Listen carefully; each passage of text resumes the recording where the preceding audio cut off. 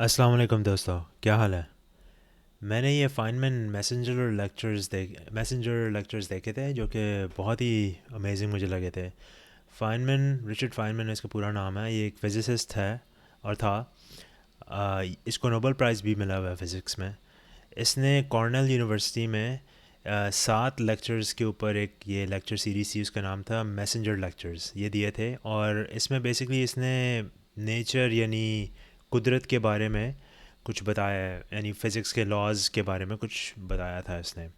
Introduction दी थी, बहुत ज़्यादा डीप नहीं गया था, लेकिन इसकी अंडरस्टैंडिंग और इसका जो तरीका है बताने का वो इतना अमेजिंग था कि मुझे तो बहुत ही अच्छे लगे थे। तो आज हम बात करेंगे इसके पहले लेक्चर के बारे में। और पहले लेक्चर का टाइटल है the law of gravitation an example of physical law. तो आप क्लिक करेंगे तो आपको ये मिलेगा। पहले तो इसका एक इंट्रोडक्शन किसी प्रोवोस्ट ने दिया था फाइनमैन के बारे में कि फाइनमैन कौन है, उसके क्या इंटरेस्ट हैं वगैरह वगैरह। तो उसके बाद फाइनमैन खुद आता है और कहता है कि मैं आपको ग्रेविटेशन के बारे में बताऊंगा। और स्टार्टिंग में ये कहता है कि ग्रेविटेशन या मतलब ग्रेविटेशन ही कहेगा कि अगर आप जनरल कैरेक्टर बताना शुरू हो जाए ना किसी चीज़ का, यानी फ़िज़िकल लॉज का या कुदरत के जनरल के बारे में अगर जनरल बात करें, तो वो बात जो है ना वो थोड़ी सी फैल सी जाती है और एक तरह से उसका मतलब या जलेबी बन जाती है या रायता सा बन जाता है उसका, बहुत ही जनरल हो जाती है। उसको फिर आप इंसान रिलेट नहीं कर सकता उसके साथ। तो उसने कहा कि चलो मैं जनरल बात करने के बजाय पहले आप लोगों को एक एग्जांपल बताऊंगा, एक स्पेसिफिक लॉ के बारे में, एक एग्जांपल मतलब कॉन्क्रीट चीज़ के बारे में आप बात करूंगा। क्योंकि फिजिसिस्ट जो है वो अक्सर कॉन्क्रीट मतलब they are on the ground, तो वो ग्राउंड रियलिटी को ज़्यादा मानते हैं। तो उसके बारे में वो कहता है कि मैं आज आपको ग्राउंड एग्जाम्पल के बारे में बताऊंगा कि ग्रेविटी है क्या चीज़, ग्रेविटी है क्या भला बेसिकली। और ग्रेविटी की मतलब क्या चीज़ है। और लोगों को ग्रेविटी के बारे में भी काफ़ी मिसकंसेप्शंस हैं कि वो क्या चीज़ है। लेकिन ये कहता है कि मैं आपको कॉन्क्रीट करके चीज़ बताऊंगा और जनरलिटी के बारे में भी बताऊंगा, एक स्पेसिफिक चीज़ के बारे में बताऊंगा। और ग्रेविटी ऐसी चीज़ है कि जो हर इंसान डेली बेसिस पे उसको महसूस भी करता है, वेट के फॉर्म में, या फिर आप कोई चीज़ ऊपर फेंकते हैं तो आपको नज़र आता है नीचे गिरती है। बाय द वे एक और भी आपको चीज़ बताऊँ, लोग ये बहुत कहते हैं कि न्यूटन ने ग्रेविटी जो है वो डिस्कवर की कि वो सिर्फ एक सेब नीचे गिरा है उसकी वजह से। और लेकिन न्यूटन की जो ख़ास बात थी उसकी ये नहीं थी कि उसने एप्पल देख के नीचे कह दिया कि जी ग्रेविटी एग्जिस्ट करती है, ये तो कोई भी बंदा कह सकता है। लेकिन न्यूटन की जो मेन चीज़ की दरियाफ्त की या डिस्कवर की, वो एक जनरलाइजेशन थी। वो ये थी कि उसने ये डिस्कवर किया कि जो फोर्स सेब को नीचे यानी कोई भी चीज़ ऊपर पड़ी हुई उसको नीचे गिराती है, वो सेम फोर्स है कि जो कि चाँद को ज़मीन के इर्द गिर्द घुमाती है और ज़मीन को सूरज के इर्द गिर्द घुमाती है। और सारी गैलेक्सीज़ को उसने मतलब बाइंड करके रखा हुआ है। और अगर कोई और चीज़ आप देख मतलब बेसिकली उसने बड़ा एक जनरलाइज कर दिया। उसने कह दिया कि कोई दो जिस्म जिनमें मास होगा वो एक दूसरे को अट्रैक्ट करेंगे। बट एनीवे, मैं वापस जाता हूँ फाइनमैन की तरफ। फाइनमैन जो है वो अब आपको ग्रेविटी के बारे में बता रहा है। तो पहले वो स्टार्ट करता है ग्रेविटी की हिस्ट्री से, कि ग्रेविटी को जो दरियाफ्त करने का प्रोसेस है उसकी हिस्ट्री क्या है। तो कहता है कि इनिशियली जो है वो एंशंट लोग जो थे वो उन्होंने ये डिस्कवर किया कि एंशंट लोगों को आसमान में जो है चमकदार नुक्ते नज़र आते थे। अब उनको ये नहीं पता था कि ये नुक्ते क्या चीज़ हैं, सितारे हैं कि सैयारे हैं कि गैलेक्सीज़ हैं कि क्या चीज़ हैं, या क्लस्टर ऑफ गैलेक्सीज़ हैं।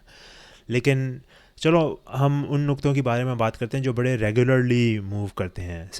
कई सितारे जो हैं बड़े स्टैटिक हैं या बहुत स्लो मूव करते हैं, तो उनके बारे में हम बात नहीं करते हैं। हम उन नुक्तों के बारे में बात करते हैं जो बहुत रेगुलरली घूमते हैं और वो एक जिस जगह से स्टार्ट करते हैं वो वापस उस जगह पे नज़र आना शुरू हो जाते हैं। असल में वो नुक्ते सैयारे, जिसे हम लोग प्लैनेट्स कहते हैं, वो हैं।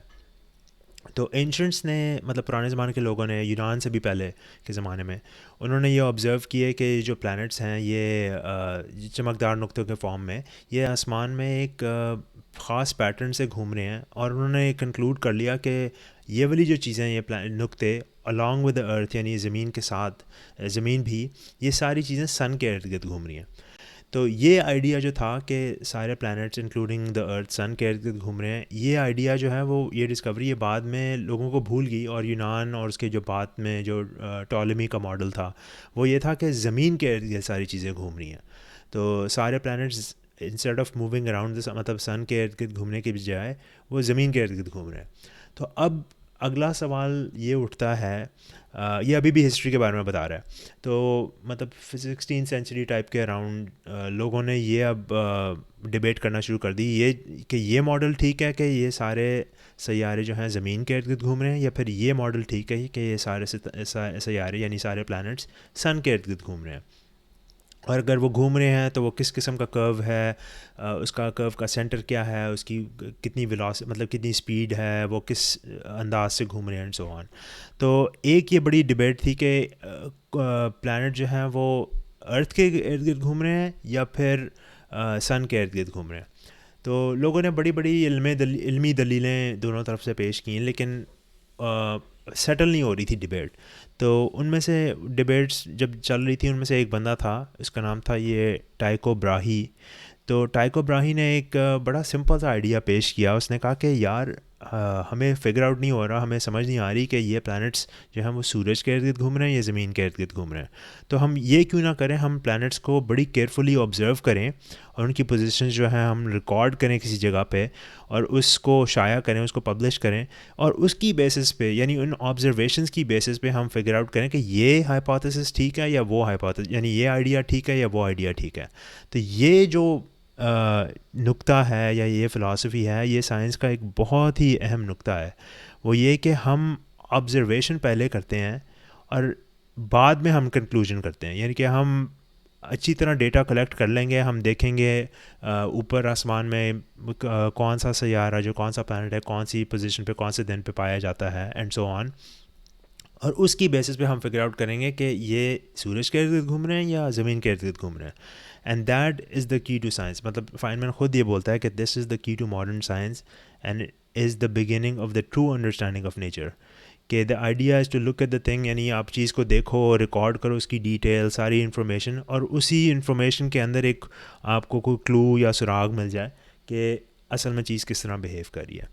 और ये काफ़ी मेहनत तलब काम है, क्योंकि उसने आपको ऊपर देखना है, आपको सारी ऑब्जर्वेशन रिकॉर्ड करनी है किसी जगह पे। तो टाइको साहब जो थे वो एक अमीर बंदे थे, तो इनके पास एक पूरा जजीरा था, यानी आइलैंड था कोपेनहेगन के पास। तो उन्होंने ना आइलैंड में कोई साइंसी आलात फ़िट किए कि कोई दूरबीनें वगैरह लगाई होंगी जिसकी वजह से, और कुर्सियाँ वगैरह लगाई कि बंदे जो उधर उसने आइलैंड पे भेजे हैं हायर करके वो फिगर आउट कर सकें कि प्लैनेट जो हैं वो कौन से दिन कौन सी पोजीशन पे होते हैं एंड सो ऑन। तो इसने काफ़ी, ये जो लोगों ने काफ़ी मेहनत करके सारा रिकॉर्ड किया है, क्योंकि जिसको महीने या हो सकता है साल लगे हों, क्योंकि कुछ प्लैनेट्स के ऑर्बिट्स बड़े काफ़ी देर लंबे भी चलते हैं। तो नाइट आफ्टर नाइट, मतलब हर रात वो लोग रिकॉर्ड करते थे कि ये सैयारा किस जगह पे है।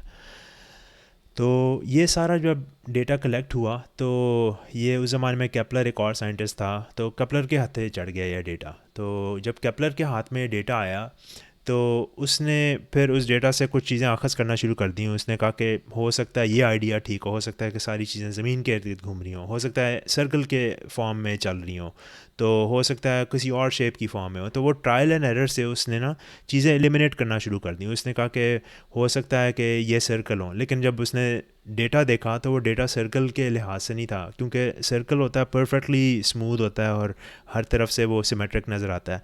लेकिन जो प्लैनेट्स के ऑर्बिट्स थे वो सर्कल नहीं थे, उसको लगा कि वो इलिप्स हैं। अब इलिप्स क्या चीज़ होती है मैं आपको दिखाता हूँ। इलिप्स की बेसिकली एक ओवल की शेप होती है इलिप्स की, आपको ये नज़र आएगा। ये इलिप्स इस तरह का होता है और उसके दो ये सेंटर होते हैं फोकस। इलिप्स को एक्सप्लेन करने के लिए जो एक देसी सिंपल तरीका है ना मैं आपको बताता हूँ, वो ये कि ये तरीका है। अगर आप धागा लें इस तरह का और दो पिन्स की मदद से उस धागे को दो जगह पर सेंटर में कर दें और पेंसिल यहाँ पे रखें और पेंसिल को घुमाएं, ये एक और इसका डायग्राम है। तो जो ये शेप ट्रेस आउट होती है ना उसको इलिप्स कहते हैं। ये देखें इन्होंने धागा लगाया हुआ है दो कीलों की मदद से उसको धागे को ज़मीन में गाड़ा हुआ है और पेंसिल यहाँ पे रखी हुई है, और पेंसिल को अगर आप घुमाएं तो ये मतलब सर्कल नहीं है, ये एलिप्स है, यानी ये लंबा सा ओवल की शेप में है, और इसको एलिप्स कहते हैं। इन दोनों चीज़ों को फोकस कहते हैं, और फोकस की जो जमा है वो फोसाई है। तो ये आपको नज़र आएगा कि ये फोसाई एलिप्स के इधर उन्होंने दिखाए होंगे। तो बेसिकली केपलर जो था उसको नज़र आया कि एक फोकस सन है और प्लैनेट इस तरह घूम रहा है, यानी प्लैनेट एक इलिप्स की शेप में घूम रहा है। तो एक्चुअली केपलर ने 3 चीज़ें दरियाफ्त की। ये नंबर 1 है कि जो प्लैनेट है वो उसकी शेप एक इलिप्स की होती है और सन जो है वो एक फोकस पे होता है। अब अगला ये क्वेश्चन था कि किस रफ्तार से ये एलिप्स ट्रेस आउट होता है, कभी तेज़ हो जाता है प्लैनेट, कभी आहिस्ता हो जाता है। तो उसमें क्या पैटर्न है, उसमें क्या चीज़ ऐसी है जो कॉमन है, जो कि इनवेरिएंट जिसे हम कहते हैं, कौन सी ऐसी चीज़ है कि जो बेसिकली चेंज नहीं होती। तो उसने ये फिगर आउट किया कि उसको कहते हैं equal areas in equal time. अगर आप गूगल में डालें तो आपको नज़र आएगा। उसमें ये उसने डिस्कवर किया कि अगर प्लैनेट को आप एक जगह पे ऑब्ज़र्व करें और लेट से वो 1 महीने के बाद यहाँ पे आ जाता है, और फिर दोबारा किसी जगह ऑब्ज़र्व करें रैंडमली और 1 महीने के बाद वो यहाँ आ जाता है, तो उसका जो ये वाला एरिया है ब्लू वाला, वो इस एरिया के बराबर है। तो इसको कहते हैं केपलर, मतलब ये Kepler's laws of planetary motion में ये सेकंड लॉ था उसका। और इसने हम कोई भी आप रैंडम टाइम उठा लें, प्लैनेट को बेशक यहाँ पे उठा लें या किसी भी टाइम पे, और उसके बाद लेट से 10 दिनों के बाद आप ऑब्ज़र्व करें वो यहाँ पे है या यहाँ पे था तो 10 दिनों के बाद यहाँ पे है, फिर यहाँ किसी और टाइम पे उसको उठा लें और 10 दिनों के बाद, एज़ लॉन्ग एज़ ये वाले 10 दिन और ये वाले 10 दिन इक्वल थे तो इनका जो एरिया है ना वो बराबर होगा। तो ये भी इस तरह इसको सजेस्ट करता है। तो इसकी वजह से आपको ये सजेशन मिलती है कि जब वो यहाँ पे होगा, जब वो सूरज के करीब होगा, तो इसकी स्पीड ज़्यादा तेज़ होगी, क्योंकि उसका ये वाला जो रेडियस है वो छोटा है। तो अगर उसने इक्वल एरिया स्वीप आउट करना है उस टाइम में, तो उसकी स्पीड ऑब्वियसली यहाँ ज़्यादा होगी। जब वो दूर होता है सन से प्लैनेट, तो वो थोड़ा स्लो हो जाता है, क्योंकि उसने जो एरिया है वो इक्वल बराबर करना है, और ट्रायंगल का ये उसकी लेंथ इतनी ज़्यादा बड़ी, ये एक्चुअली ट्रायंगल नहीं है, ये एक एलिप्स का हिस्सा है। लेकिन एलिप्स का जो फ्रस्ट्रम कहेंगे या जो भी इसको कहेंगे, एलिप्स का जो हिस्सा है, ये क्योंकि रेडियस इतना लंबा है तो ये पतला होगा, और ये यहाँ पे स्पीड थोड़ी सी स्लो हो जाएगी। तो ये इसका केपलर का सेकंड लॉ था जो इसने डिस्कवर किया। और थर्ड लॉ क्या था? थर्ड लॉ थोड़ा सा मैथमेटिकल है।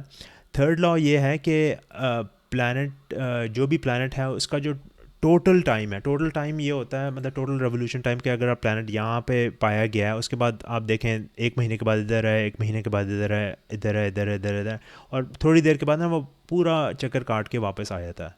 तो ये जो पूरा टाइम है ना, इसको कहते हैं रेवोल्यूशन का टाइम, या उसका ऑर्बिट टाइम कहेंगे।